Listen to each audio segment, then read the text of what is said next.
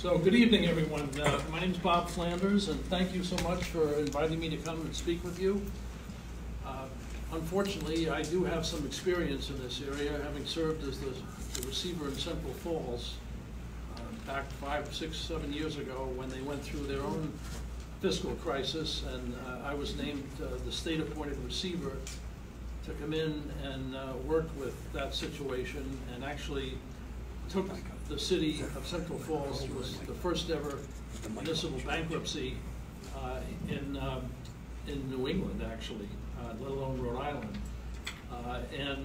The good news is that although that was a very painful experience for everyone involved, the city is now doing much better. We left them with a 5-year plan of recovery that they followed when they came out of bankruptcy in a little over a year, 13 months. And now they're boasting of surpluses and hailing themselves as the comeback city. So the good news is that there are remedies to deal with this. The problem is that it takes a while to convince the political authorities that this is the way to go, because they view it as much too radical. They don't like the idea that they have to call in somebody like me to be a receiver because they see it as admitting failure, and when that happens, their power gets kicked to the curb, and some stranger comes in and does what has to be done in order to put the city and its fiscal finances in the right place. So it's a very difficult proposition for most mayors and city councils to accept. In Central Falls, it only happened because they were finally not being able to pay their bills. They were defaulting on obligations, and they had absolutely no other choice, and they went into court to get a judicial receiver appointed.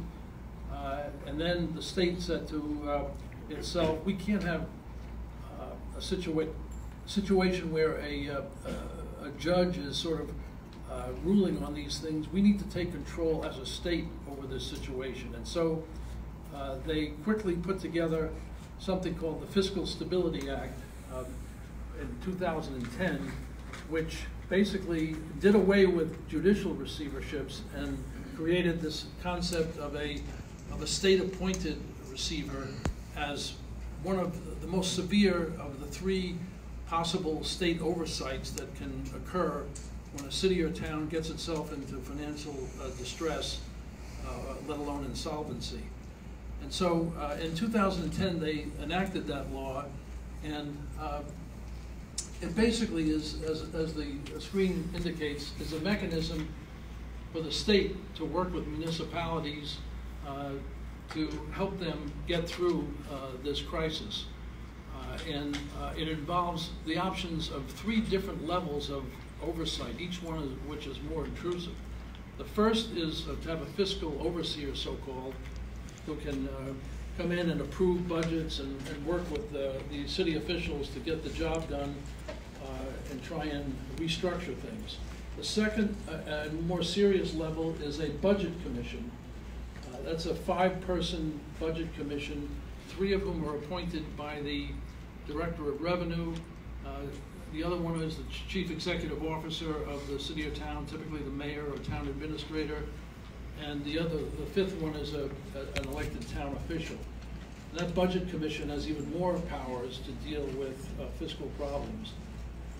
But the most severe and most powerful opportunity is for the state to appoint a receiver, so-called. This is a person that comes in and succeeds to all the powers of every elected official, every appointed official in the town, and is able, most importantly, to restructure obligations, and uniquely able to take this city or town through a so-called Chapter 9 municipal bankruptcy, which is really a restructuring under federal law.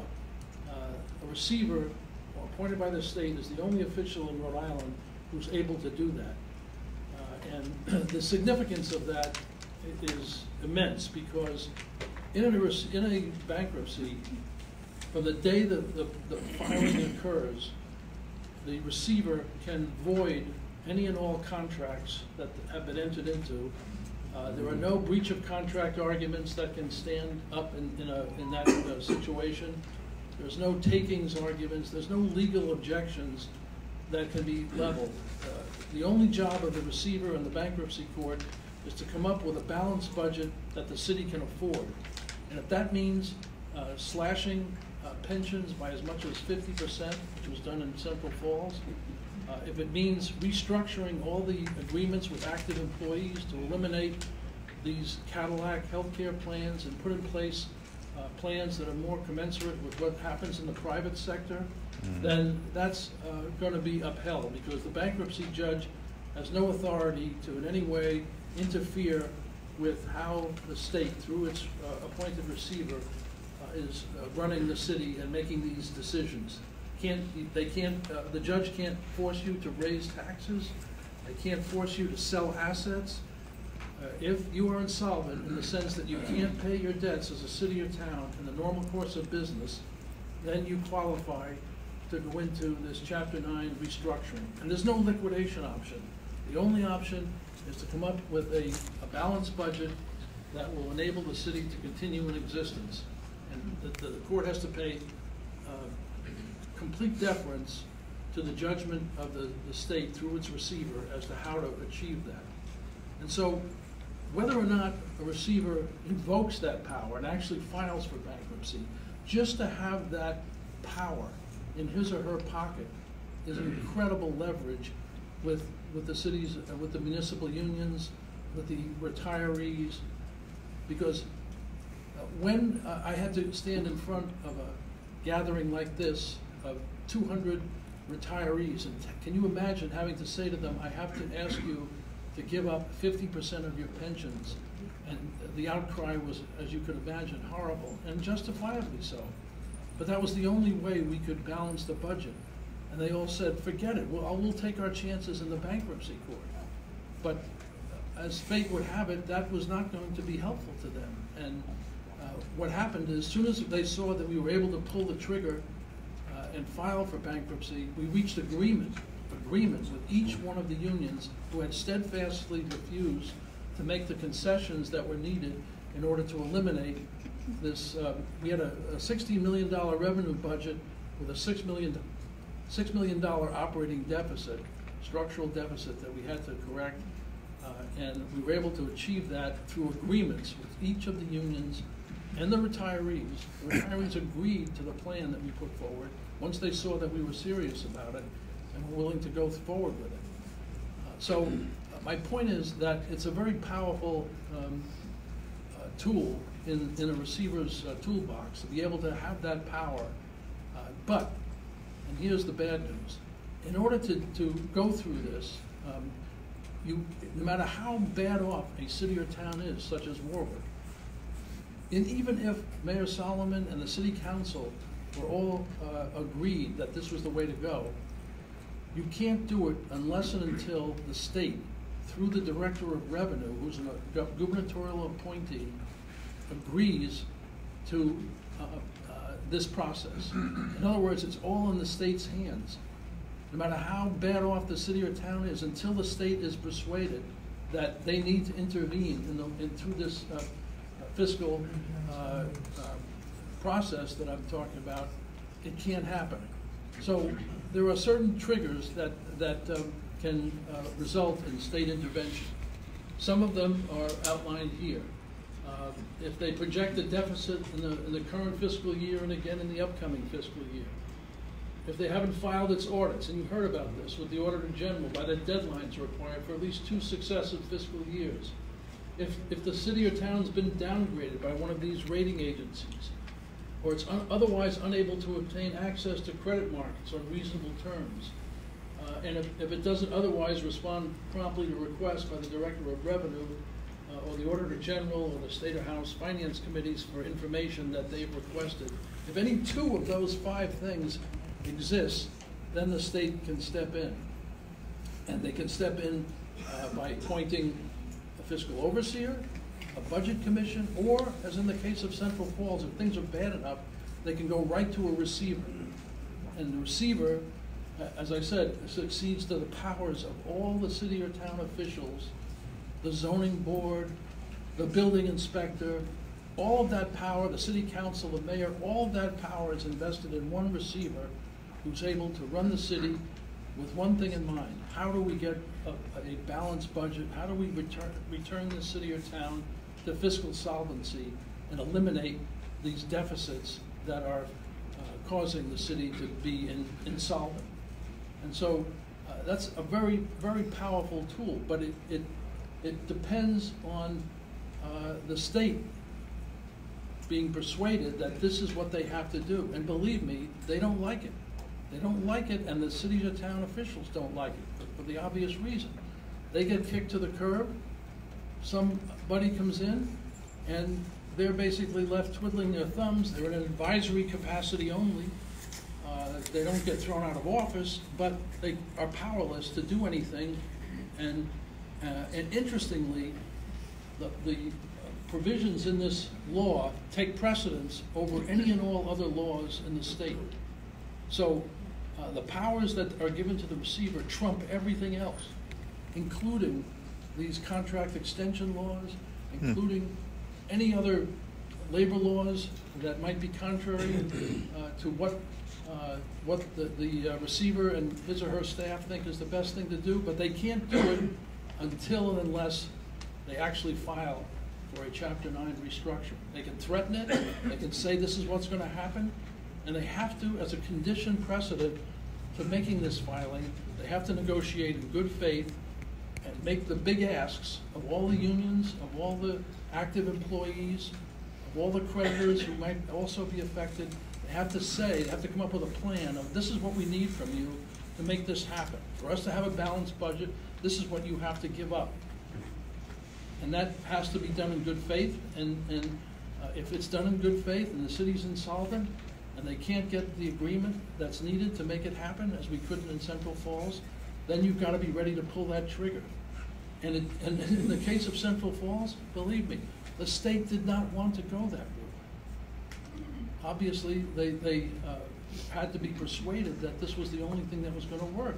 Otherwise, as I said to the retirees, you know, a haircut, as bad as it is still better than a beheading. It's still better than getting nothing in a paycheck. If the city can't cut a check to you, what good is that? And so this is the process that has to be gone through. And the way to do it is either the city mayor and the city council have to both agree to request the state to come in. And again, they're not going to do that without, as Ken Block and others have said to you, without you showing up and saying, this is what we need to have happen. You've got to get help here because you're not doing it on your own.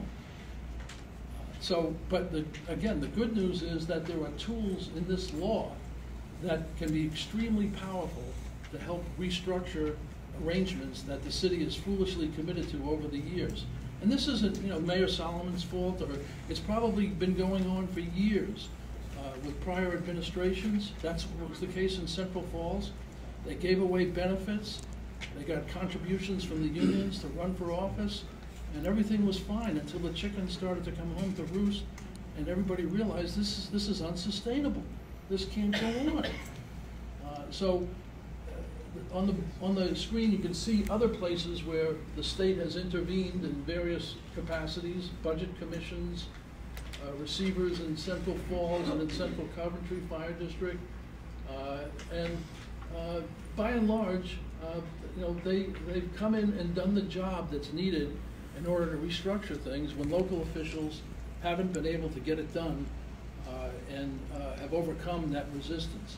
But since this governor has come into office, she has not been willing to be very proactive about stepping in situations like Providence or other places that, West Warwick and other places that arguably could have justified the kind of intervention that's here.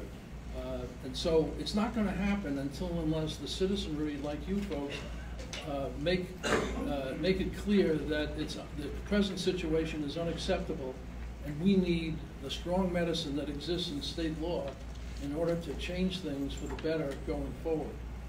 So let me stop there, and I'm happy to take any questions that anybody might have. Yeah. Judge, let me just start with the first question, and I think you clarified it. My question, and we had some extensive conversation about this, was in the law it says that the Budget Review Commission or receiver is not allowed to reject or alter any existing bargaining agreement. Could you kind of touch base on that a little? Yes. Again, that's true, but the receiver, and only the receiver, has the trump card in his hip pocket, which is, if we don't alter these existing agreements, then I'm going to file a Chapter 9 restructuring petition where all your breach of contract arguments go out the window. So it's the leverage that power creates that gives you the ability, at least in principle, to try and restructure agreements that otherwise would be protected by contract. So yes, that law says you can't do it unless you file for bankruptcy, but if they tell you no, then you've got to have the guts and the willingness to go ahead and file for the bankruptcy or the restructuring and get it done that way. And that's what happened in Central Falls. Yes, sir. Judge, can you comment on the new evergreen regulation that was passed recently and the governor signed? Can the receiver override that evergreen? Yes, absolutely. Because again, this law and the bankruptcy law that I'm talking about trump that provision. This law, the Fiscal Stability Act, takes precedence over any laws that are to the contrary. And so if that agreement has to be restructured and you go into a Chapter 9, then it can be overridden. And the other thing is, as a retiree myself, and sympathetic to the reduction of 50% of the Central Falls people, have they started growing that back up again, their pensions? Yes, because what happened is that the state has decided that they're going to restore. I think they've built it up now to 75%. Very good. And so they've been able to share money, but the question is what will happen in other communities if they go that route? Will that be the precedent that they'll say, well, the state has to come in to the tune of 75% at least? But that's what happened in Central Falls. Thank you. Yes, sir. Sir, who actually files the bankruptcy? Would it be The receiver. It wouldn't be the governor, it would be... No, but the receiver is the only one empowered under law to file for the bankruptcy. And where does he or she get the money to do all this kind of stuff? The receivership is born, the cost of the receivership is, in the case of Central Falls, was initially borne largely by the state, but the state looked to the community when it was able to do so to help to reimburse some of those costs. Yes? I was telling you, every city has a fortune that they never file claims on. It's unclaimed funds. Every city in Rhode Island has a fortune, and they're too lazy to claim it. I've talked to the mayor of Warwick, other mayors, they don't want to claim the money. And it's public information. Plus, the state has a fortune in it too, that they won't claim it. Well, to me, that would be something that a receiver ought to go after. That is right there, all public information. That could be found money that could help the situation. They don't want to do enormously. Yes, sir? Two questions. First, how close would you say Warwick is to meeting any two of those triggers for receivership? Yeah. Well, I'm not as familiar as Ken and some of the other people We that... met you already. Pardon me? We already met you. All right, so he's already said you've already met to. It seemed to me from listening to it that you were there. But again, it requires the state. It's a May intervention. They don't have to do it. It would help if the city officials, the mayor and or the city council, would make a request for that help. But again, the bad news here is that it's up to the state to jump into this situation. Even if the mayor and the city council were pounding on their doors saying, please help us, unless the director of revenue, who is an appointee of Governor Raimondo, decides that this is what needs to be done. And believe me, he is not going to make that decision without the governor giving him her blessing. It's not going to happen. So in the end, it's a political decision on the part of the state to jump into these situations. And with a city of the size of Warwick, this dwarfs the size of Central Falls in terms of the numbers at stake and the amount of people affected by it. it's going to be a major decision, and she's not going to do it lightly, and she's not going to do it unless there's, particularly given her support in the last election by the unions, what's the likelihood that she's going to be jumping into this with alacrity? It's going to be a difficult sell, is all I'm saying. Yes. In looking at the 2017 financial statements, because we can't look at 18 because they haven't been released yet, the general fund had a $29 million surplus, right, and a $6.8 million surplus for the year. Okay, I understand all of these numbers, projected numbers, as it relates to pensions and healthcare, which basically is a problem all across the state of Rhode Island. I mean, find me a financial statement from any city or town in the state of Rhode Island that doesn't have those obligations. Everybody's got those obligations. So, I mean, I'm curious to see what 18 numbers look like, but I mean, how do you go from $6.8 million surplus for the year of 2017 and a $29 million fund balance to this situation? I'm just having a hard time. Yeah, honestly, the politicians are very good at hiding these numbers. They're very good at kicking the can down the road because they don't want to face this for all the reasons I talked about. They want to be out of office when all this explodes. But how long can you hide the ball here? Well, I understand what I understand the whole process of the meeting is and everything. I mean, because I've been saying for years that all of this stuff is unsustainable.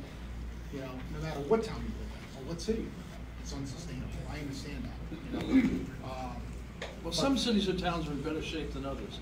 And Warwick is not looking very good right now, under any comparative measure. Any other questions? Yes. Oh, yes. Put the mic up a little closer, Judge. Sure. Warwick, the Warwick gets $37 million right now from the state for our schools. Central Falls gets $41 million from the state for the 20,000 people that are in Central Falls. Warwick taxpayers are paying about $3 million of that $41 million to support the schools in Central Falls. And my question is, how much are the taxpayers in Central Falls now paying for their schools and their budget? Very, very little. In fact, we wanted to restructure the schools in Central Falls, and the judge said these schools are so controlled by the state that these are really state schools. They're not city schools. So they made the ruling that we couldn't go into the schools. Here in Warwick, however, that's a different story. If there was to be a receivership and a bankruptcy here, then the schools would be fair game for restructuring as well as the city side. So that's a very important point. Thank you. Judge, just a question. I think, Warwick, I don't think is ready to go into bankruptcy, but I think we can keep prodding along. We can cut school sports. We can not pave our roads, right? We can not repair our infrastructure and our streets and our buildings and things like that. And it sounds like the only way you're saying is that we would either have to pressure our elected officials to ask for help or get people elected that would be willing to take that route. Or, have the elected officials make the asks of these unions and retirees that to date have not been asked of them. And remember, recently in Cranston, the mayor caused an ordinance to be enacted that eliminated these cost of living adjustments. And what the Rhode Island Supreme Court said is that didn't violate the contracts clause because of the fiscal crisis that Cranston and other places were going through. So without having to go into bankruptcy, it's possible with an aggressive city administration that you could make these asks and do the restructuring and pass ordinances that would be upheld on the basis that otherwise you were in a fiscal crisis. So can I follow? So does the city have to declare a fiscal crisis, like officially, like city council and the mayor, and then can they go in, for example, for the retirees and say, well, right now the retirees pay absolutely nothing. We're paying over $10 million a year for free lifetime health care. Can they come in and say, through ordinance, we're going to put a 30% copay, which would save us $3 million a year? I would say, citing the Cranston precedent, that would be extremely helpful. Once that's challenged, they would be able to point to that precedent and say, we are in a fiscal crisis, here are the numbers, and this was our plan in order to deal with it. So yes, absolutely. Why can't Warwick sell some of its properties? Aldrich, Rocky Point, because they have a fortune that they can sell the properties and they won't do it. Want to do that? They could, but for purposes of deciding whether, for purposes of deciding whether the city is insolvent, it's a cash basis test, not a balance sheet test. So there's no requirement to sell assets in order to be insolvent. Yeah, would it help? Of at course it this would help. point in time, they could sell some of it, and that would cut their deficit. Sure, but you know those are decisions that the city has to make in order to deal with this. They won't. Well, they won't do a lot of things, but these are options. So after they spend that money, what are they going to sell next? I don't think the people understand just how grievous this healthcare cost is. You know, in 2 or 3 years from now, the city could very well be in a position where it doesn't pay Blue Cross, or it doesn't, it just can't meet its obligations. These numbers are just so high. Yep. And the city, for the past 20 years, I've been, arguing with the city on this issue. And they just won't listen, and the people really have to understand that this healthcare thing is extraordinarily expensive. And these people, are they on Medicare, these people? Do they ever have to go on Medicare? Well, we're paying the supplemental. The city's paying the supplemental. But before 65, we pay the whole thing. We're paying the whole thing, and then when they get on that, we're paying the Medicare and the supplemental. Yeah, it's just extraordinary. In the back. Can you? You want to come up?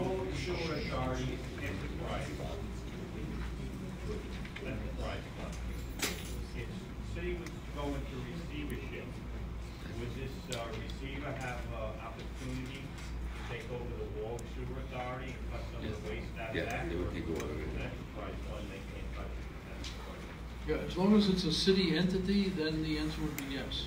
They can do it. Yes. And the other question I have to you, if a receiver came in, as you can tell, healthcare has to be addressed, would they make a comparison? Because this lifetime healthcare is out of control. That was one of the biggest savings we achieved in Central Falls, was completely restructuring all those gold-plated healthcare plans, put people on Medicare once they reached 65, and restructured when they could retire. The 20 years and out rule. They were going on disability for high blood pressure and stress. These are policemen who took this job. The rest of us are taking pills to control this stuff. They're going on tax-free disability. So there were all these games that are played. Overtime was out of control in the fire department. So we had to restructure those things. There are myriad things that you can do to eliminate the abuses that inevitably occur over 20, 30 years of this nonsense going on. Just one quick follow-up. After DDP gave away a $4 million cost today, in this year's budget, for prescription drugs, we've had the experts come before City Hall, even at budget hearings. And when our experts, paid for by the city, were asked the question by the city council, was anyone else in private industry or in government get that benefit? They said absolutely not. So my question to you is this. I guess because of the evergreen contracts now, we just can't, the mayor couldn't take that out tomorrow and cite the fact that nobody else gets this in Rhode Island? Is that possible, or does he have to go through it? Again, it's negotiable, but under the evergreen legislation, if it's upheld then they can always fall back on the fact that if we have it now, we're not going to give it up.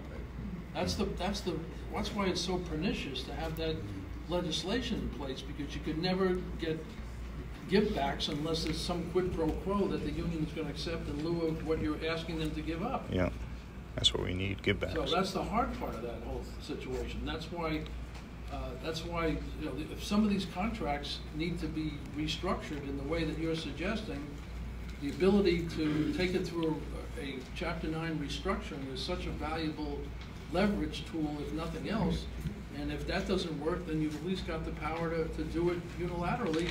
And again, once you file, guess what? They reach agreements with you. That's what happened in Central Falls, because they know the goose is cooked. So that's why it's such an important thing. Yes, sir. If we introduce co-pays and deductibles in our health benefits, approximately how much do you think that would save the taxpayers in Warwick? Again, Ken or somebody else would be better able to. I haven't done that analysis. I don't know. 30% on retirees saves you $3 million. We spend $10 million on retiree health care a year. Rob Cushman, are you saying 30%? Well, we spend $10 million a year on retiree health care with no co-pays. It's absolutely free. Yes, sir. Does a home rule charter have any effect on our ability to make any of these changes? No. Short of going to receivership? The Fiscal Stability Act says that its provisions trump any home rule charter. But I mean, if we had a home rule charter, would we have more latitude as far as, or you know, that? It would depend what would be in that charter. My understanding is the home rule charter, we need to get permission to make changes to our charter from the legislature. Is that correct? I mean, I may be wrong, but if you're right. didn't. You're right. Yeah, okay. Well, thank you. Yeah, but obviously it depends what's in that charter. And just to follow, this is just in conversation about all these issues. My understanding is that many of the things that are in benefits and things that are in some of our municipal contracts, are they codified by our charter so that there are certain things, I don't know, maybe you know, Rob, if there are things in there that kind of are already preset and cast in stone. Well, Judge, you know, is healthcare, lifetime healthcare have the same protection as pensions? In what sense? In what sense can you unilaterally put a copay through the stroke of a pen, the mayor, on the retiree health care? If you go through, certainly if you go through a Chapter 9 process. But if you don't, so if you don't, then you have to negotiate it. So they're the same as I forget what they call it, pension benefits or what? They're actually in Warwick, a lot of the medical are statutory. They're actually not negotiated. But they're retired now. They're not in a contract anymore. Right, but I think because they were done in statute, you can change the statute. Yeah, and that's what basically Warwick did through. I mean, Cranston did through ordinance when they changed the cost of living. Okay, and that was on the pensions, right? That was on the pensions. So we could probably do an ordinance on retiree health care and just impose a copay. If you have the findings of a fiscal crisis and that they had, you'd have to have that predicate. So who finds who determines that you're in a fiscal? City council. Okay, and the mayor. That's what we got to do. Okay. Yes, Rob. Judge, assuming that you did go into receivership, does the receiver have the ability and the authority to give a maximum tax increase? Can he exceed the maximum tax increase without going to the General Assembly? In other words, if they wanted a supplemental tax increase now, they have to get approval by the General Assembly. Does the receiver have the ability to usurp that and give whatever tax increases is necessary? The receiver would need to get, for tax increases, you'd need to get above the 4%, you need to get the approval of the General Assembly. Even once you go into the receivership? Yes. But, if you could make your case, in Central Falls, they were able to show that they hadn't raised taxes for 20 years, other than a few percentage points, and they got approval for a 20% tax increase. Yes. Outside of the decisions that would have to be made, if they were to go into receivership, Chapter 9, obviously a lot of those would be bad. What are some of the actual implications of doing that? So, for instance, what does Central Falls have to go through? You said that they're in a much better place now than they were before. But what's some of the impact of actually doing that and making that? I think there's sort of a danger here of almost people thinking, let's just go for bankruptcy, but what's the negative implications of it? Well, my view has always been that the negative implications are greater of doing nothing. If you've got a problem, is it better to fix the problem and get on a better course for the future, or let it fester and grow worse? That's what we're doing. To me, all of the adverse impacts, the impact on property values, people leaving the city, these things are happening already. Yeah. Okay? So if you've got a problem, let's face it and fix it. And that's, I think, what Central Falls did. They eliminated all these deficits that they were facing. We left them with a 5-year plan of recovery that they had to follow as part of the element of the restructuring through the bankruptcy. and they're in a much better place now when they've eliminated all this issue. Does that mean you can't fall back into the same bad habits if you start giving away the store again through elected officials to get elected and all of that? Yeah, it could happen again, but at least you push the reset button and you get rid of all the bad overhang that's causing the problems. So there's no there's no status thing that lingers around Well, years some people afterwards, think bankruptcy is a four-letter word. They think it's a stigma. But it's a misnomer. It's really a restructuring. It's like Chapter 11 that General Motors went through, that the airlines went through, and they come out better because they're able to get rid of obligations that are unsustainable. So if it's good enough for the airlines and for General Motors, maybe it's not so bad for communities that are facing problems like these. Yes? Do you have an obligation legally to balance expenditures with tax increases as a receiver? Do you have to do both? Or could you go in there and say, come into say Warwick and say, Warwick, you're out of the firefighter business, we got a volunteer firefighter now.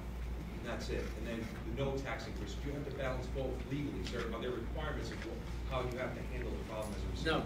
No. As long as you come out with a balanced budget, you don't have to do any tax increases. You can do it some other way. Privatize. So there's no requirement that you do it by tax. And best of all, it can't be ordered by the bankruptcy, but you have complete control over it. So you could go into a receivership situation and not have a tax increase at all if the receiver was somebody who was amenable to that. Yes, correct. That would probably be very unlikely given the situation that's here. I just don't want anyone to have unreasonable expectations. It's very unlikely that Warwick, if it were to go down this road, that you wouldn't feel a tax bite from it. I can't imagine that you would. I'm feeling it now. Yes, somebody we haven't heard from? Yes, sir. Yeah, the question, if you go into receivership and you have a receiver assigned and you go through the whole process of getting back on track, so to speak, is there any oversight after that's all said and done? Is there like a 5-year, 10-year oversight? Yes, great question. The question is, okay, you go through this receiver and you come out of this process.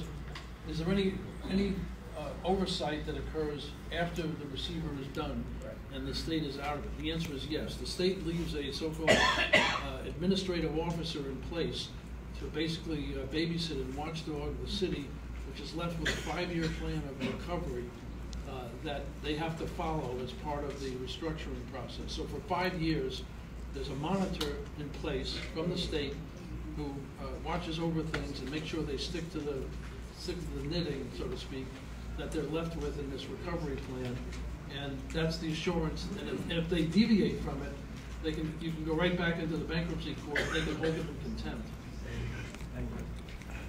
Yes, sir. Just wanted to know, are the presenters here tonight going to be part of the July 15th meeting? The presenters? Everybody that spoke here. I have no idea. I'm not privy to that. I'm sorry. No, that's a city council meeting. The July 15th is the actual city council meeting. Right. Yeah. Yes, in the back. You're talking about you can abort contracts, and contracts that are existing, you receive that. Yes. Can you also write to a contract to receive it and say, okay, no more defined contribution plan, defined yes. benefits. We're going to have 403B starting with every new worker in the city of Warwick. Can we receive it to that? Yes. Or does it have to go through the city council? No, it has, well, as long as you've got a receivership, as long as you're in a Chapter 9 process, the answer is yes. They can basically do anything they want. They can restructure the whole city. What happens to the political officials? They have no power whatsoever? They champing at the bit, and they're furious. They're absolutely furious. So what happens when an election's coming around and you're still... Do people run for office to get in to not do anything until you leave? They spend every waking moment figuring out how they can lobby the governor and the General Assembly to get rid of this guy. Absolutely. It's anathema to these officials to have somebody in there doing their job that they didn't do. And so they want that person out in the worst possible way. And they enlist their state legislators, they go after the governor, and eventually, they probably make headway. Do you have a time limit where you have to wrap everything up? It has to be done, in a reasonable time period. In Central Falls, it took us 13 months. Okay. So what kind of staff did you have to work with? I had a chief of staff, I had a security person. I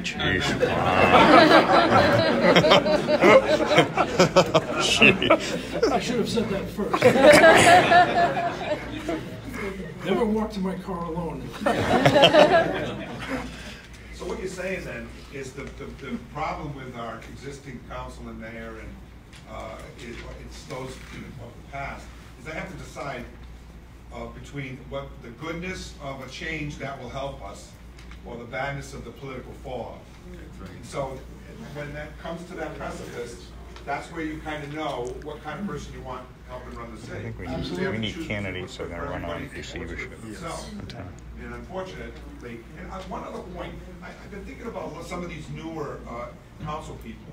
And so it's easy for some to say, well, these folks have been around a real long time.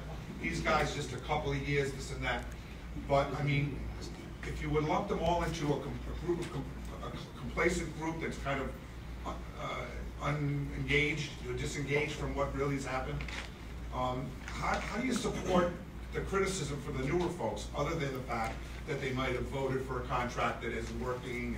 And I don't mean to say that I feel bad for them, but they happen to be new to the council at a time when you don't want to be new to the council. You know what I mean? In my own heart, it's too bad some capable people may get washed out with the bathwater. That's all I'm saying. And how do you reconcile yourself with whether or not you want to follow it? It takes courage to step up, and you've got to educate yourself in order to be informed. So we should expect the new ones to say, enough is enough, guys. Right. Someone from that group's going to step up. And they are the most likely, because they don't have the history, the baggage that these other folks have, because they were part of the process. The new people can say, wait a minute, now that I know what's going on, we got to fix this problem. So besides being there eye to eye with everybody, we should be engaging our council people and saying, what is your plan? And when are one of you guys going to step up and say, hey, enough is enough? Sounds like a plan to me. Which is what Warwick Council has had for 30 years. 90% of the votes in the city have been Democrat. Can you make change to the education budget? The teachers' budget? In receivership, is there any scrutiny for illegal or previous corruption laws? Yeah, there can be. It depends, what the evidence is. The receiver, of course, is not a prosecutor, but if the receiver comes across evidence of corruption, that should be turned over to the Attorney General, and they ought to be prosecuted. I mean, remember, in Central Falls, the mayor went to jail because of he was, getting paid off to have contractors do work at his house and stuff. So that's something the receiver would be looking at all the time. Absolutely. The receiver has to turn over every rock, and it's amazing what bugs crawl out from those rocks. Yes, sir. When a city, when vote goes into receivership, does our property values go down? I don't think so, because as I suggested earlier, I think that process is already underway. I think the property values go down when people realize that your fiscal situation is deteriorating and nothing is being done about it. The receivership ought to be the first bright light that, wow, we're going to turn this thing around, finally. And that should help to stabilize property values and eventually bring them back when a plan of recovery is put in place. We just had a reassessment right now. And the thing is, no one should be shocked when they get their tax bill. All you had to do was take the assessment which was mailed to you, which I did. It's a matter of, I wonder if you could ask him, can you close schools and close fire stations and receivership? Can you do that? You want me to ask that? Which you knew darn well was going to be past 9-0, which it was. Can't believe I voted for these people.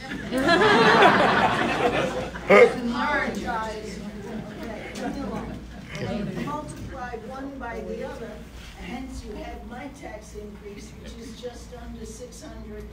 I'm thrilled. Yeah. But I'm not leaving Warwick, because where am I gonna go to? A 4-room apartment and shoot myself? Judge, there was one other question I wanted to ask from a legal point of view. So, the city council president gets a document that the taxpayers paid for on a 5-year projection, right? They hire a CPA firm, they say, we're tasking you to give us a 5-year projection based on the numbers that we have today. They get that 5-year projection, it's on a piece of paper to the attention of the city council, and the city council president buries that, and they don't let anyone know about it before they ratify 2 contracts. Is he in breach of his oath of office or his fiduciary duty by not bringing that forth? There was a pertinent fiscal document, right, that should have been brought out, because if that had been brought out to the council, seeing that we got $130 million of debt in the next 5 years with a maximum tax increase, there's no way they would have ratified those contracts with raises. So I'm wondering, what's his liability in withholding that document? Yeah. Well, it's obviously it looks terrible. I don't know whether he was under any legal obligation to make it known. If someone had filed a request for public records application, that may have triggered some responsibility, and that still could be filed. I don't know. Has it been made public to date? It was, yeah, actually, go ahead. We filed an access to public records request for it, and it was a draft report. So according to the APRA, it's not technically a public document. So that's what I got. There's the hitch. The same report would be compromised, which affects the cloud of information that they were using to come up with some narrative towards their complaints against the fire department. Well, you would think also that since it was addressed to the city council members, right, that they should have seen that, because it was, it's a a fiscal document that was very proprietary in terms of where our position is. So you had the mayor's chief of staff, which was also the former mayor's chief of staff, saying, "Hey, Judge, can you close fire stations? Can you close fire stations, consolidate schools? We did that. Oh, can you talk to that? Okay. Just one thing I want to answer. Bob raised a question about whether the receiver could close fire stations and/or schools, and the answer is yes. They're no longer needed, and it would help to consolidate expenses. That's all. That was done in Central Falls. Sir, I think there's one thing that really needs to be said here, and if you look at the Flint water crisis, I mean, that's an example where the receiver went rogue, and there are actually criminal charges against state officials for polluting the water in Flint. So this is a two-sided thing. You can't just assume the receiver's going to be a good guy. Oh, that's true. I take it you're not casting any personal aspersions. Yes, sir. When you have the overseer that's in there for the 5 years, do they have any? Are they there in an advisory capacity, or can they overrule the mayor of the city council? If they say they want to sign a contract, and he's like, that's probably going to put you out of the 5-year plan. Yes. Can you overrule that, or does he just advise? Yes, as I suggested, if they don't stick to the 5-year plan, and the overseer, the fiscal administrator, blows the whistle on them, they can be held in contempt and be personally responsible for any spending that isn't in line with what the plan requires. So he just reports back, he can't tell them, no, you can't do it. Well, he can. He tells you, no, you can't do it, or else I'm going to court. Yes. I'd like to know if receivership means you can all be good, the receiver, also renegotiate whatever we got held going on with the airport, so the airport can kick in more money like we all have to. The answer is yes. Wow. That was true, yeah. Is there any ripple effect if the city goes down? We sound like we got a lot of state funds that are wrapped into us, and state funds that go out to other schools. If one city goes down, I mean, we saw the fiscal things up there from other cities. Is there going to be any kind of a ripple effect? Well, that's always the concern at the state level, because the biggest concern in Central Falls was what's going to be the ripple effect if Central Falls goes into bankruptcy. And one of the things I didn't mention that caused the state to do the following, they were so concerned about the ripple effect that they passed a law that gave priority to bondholders so that they couldn't be damaged or hurt in a bankruptcy. In other words, normally anybody who's a creditor of the city would be compromised in terms of the debt. They would take a hit, in other words. But the state passed a law because they didn't want the interest rates to spike, and they didn't want property taxes to go up if all the cities and towns in Rhode Island got hit, because they were worried that now it's riskier to lend money to cities or towns. And so they passed this law that prevented the bondholders from taking any sort of a haircut in a bankruptcy. So unfortunately what that means is that the full brunt of the restructuring has to be borne by all the other stakeholders in the city, mostly the retirees, the active employees, and the other creditors who aren't bondholders. So that's a very important piece of legislation that's unique to Rhode Island. And other states talked about doing the same thing to protect against property rate increases because of increased interest costs. Yes, sir. Yeah, the city of Providence in their school department now gets about $280 million from the state. And we've been reading the reports of this week of the terrible situation in their schools and the money situation in Providence. Supposing the city of Providence goes into receivership, where the state has to take over that responsibility, you're talking hundreds of millions of dollars. Where does that leave us as a city like Warwick if we wanted to do the same? How can the state funnel all this money? Well, again, this is why there's going to be extreme reluctance at the state level to jump into these situations, for the fear that that Providence is going to be in the crosshairs, and how could they help Warwick out, so to speak, and not help Providence out, which arguably is even in worse shape. Mm-hmm. So not arguing. Yeah. So that's a very valid point. And when you talk about state takeovers of schools, remember that's what happened in Central Falls. Are the schools in Central Falls any better because the state took them over? No, they're not. No, they're still in horrible shape. So that's not a panacea either. Okay, I don't want to keep anybody. Yes. One more? Yeah, one more. That was my question, and you just actually, I wasn't sure if you ended it early. My voice is for the children of the city that are feeling they are going to the worst schools right now because all they hear about is Warwick school systems are going down the tubes. When my children went, Warwick schools were the best in the state, and it is awful. Even the kids that are going to the school are feeling that they're going to one of the worst school systems in the state, and it should not be. There should be a balance. That pie chart that showed where the money is going, and it's this big, and where do our students fit in? I mean, on the retirement, we're paying more to them than the teachers that are actually teaching. The students in this city should feel like they're going to one of the best, and it should be the best. But my question to you was, what happened in Central Falls with the school department after that? Did you say it did not do better? No, it's still one of the worst in the state. That's not encouraging. No, it's not encouraging. But the schools in Central Falls were really not part of the receivership. No. The schools were already overseen by the state. Hey, Judge, one. So you can't. It's not apples. It's not apples to apples. What you're asking. It would be very without different. School systems that are doing really well in the city, property values are never going to stay the way they're just going to continue to go down. We need to make sure our education in the city is top notch, and right now it is not. We should not feel the only place people can be is not I don't get it.